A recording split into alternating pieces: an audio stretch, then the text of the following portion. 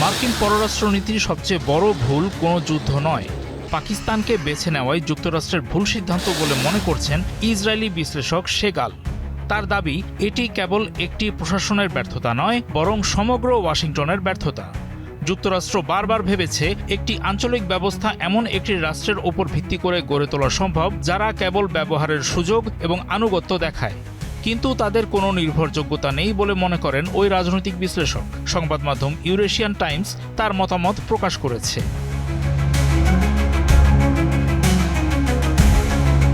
শেগাল বলেছেন, 2026 সালেও পাকিস্তানকে যুক্তরাষ্ট্রের একজন নির্ভরযোগ্য আঞ্চলিক অংশীদার এবং ইরানের সঙ্গে যোগাযোগের মাধ্যম হিসাবে গণ্য করা হচ্ছে। পাকিস্তানের অনুরোধেই ট্রাম্প ইরানের সঙ্গে যুদ্ধবিরতির মেয়াদ বাড়িয়েছেন। পাকিস্তানের সঙ্গে যুক্তরাষ্ট্রের শুরুটা 1950-এর দশকে। 1954 সালে পাকিস্তান যুক্তরাষ্ট্রের সঙ্গে প্রতিরক্ষা সহায়ক চুক্তি এবং পরবর্তীতে সিয়াটো ও সেন্টোতে যোগ দেয়। ভারত ছিল অতিরিক্ত মাত্রায় স্বায়ত্তশাসিত, আর পাকিস্তানকে ব্যবহার করা ছিল সহজ। একটি শক্তিশালী ও স্থিতিশীল রাষ্ট্রের বদলে একটি ব্যবহারযোগ্য রাষ্ট্রকে বেছে নিয়ে এভাবেই যুক্তরাষ্ট্রের পছন্দের মানদণ্ড তৈরি হয়।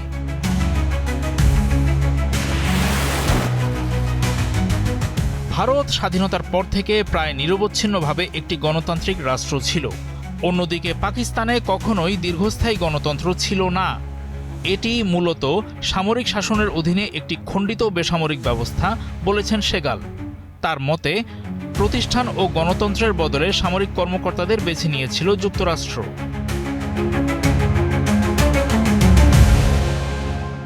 1971 সালে অপারেশন সার্চ লাইটে পাকিস্তানি সেনাবাহিনী তখনকার পূর্ব পাকিস্তানে গণহত্যা ও গণধর্ষণ শুরু করলে লক্ষ লক্ষ বাঙালি ভারতে আশ্রয় নেয়। তখন মার্কিন সরকারের ভেতর থেকে ঢাকা ক্যাবেলে স্পষ্ট বলা হয়েছিল এটি একটি গণহত্যা, কিন্তু পাকিস্তানের পক্ষ নিয়েছিল যুক্তরাষ্ট্র, কারণ পাক প্রেসিডেন্ট ইয়াহিয়া খান ছিলেন চীনের সঙ্গে যুক্তরাষ্ট্রের যোগাযোগের মাধ্যম। নিয়মটি তখন এমনই দাঁড়ায় যে পাকিস্তান যদি যথেষ্ট কাজে লাগে তাহলে গণহত্যাকেও হজম করে নেবে যুক্তরাষ্ট্র। 1980-র দশকে আফগানিস্তান ইস্যুতে যুক্তরাষ্ট্র আবারও পাকিস্তানের কাছে ফিরে আসে। সেই একই অর্থ, অস্ত্র এবং দায়মুক্তির খেলা।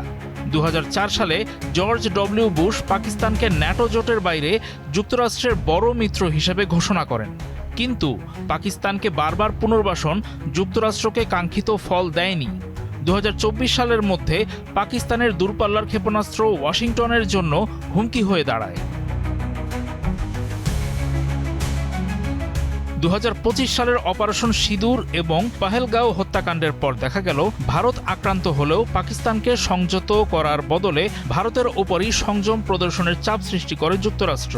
শেগালের মতে এটি ভারসাম্য নয়, বরং সন্ত্রাস লালনকারী রাষ্ট্রকে পুরস্কৃত করা। পাকিস্তান এখন জানে ট্রাম্পের সঙ্গে বোঝাপড়া করা সহজ। শেগালের দাবি, পাকিস্তানকে শুরু থেকেই একটি ভঙ্গুর ও দ্বিমুখী নীতিতে চলা রাষ্ট্র হিসেবে বিবেচনা করলে এবং ভারতের মতো একটি গণতান্ত্রিক ও স্থিতিশীল রাষ্ট্রের সঙ্গে গভীর সম্পর্ক গড়লে যুক্তরাষ্ট্র আজ অনেক বেশি বিশ্বাসযোগ্য অবস্থানে থাকত। পাকিস্তানের ওপর এমন নির্ভরতা যুক্তরাষ্ট্রের জাতীয় নিরাপত্তাকে বিঘ্নিত করেছে।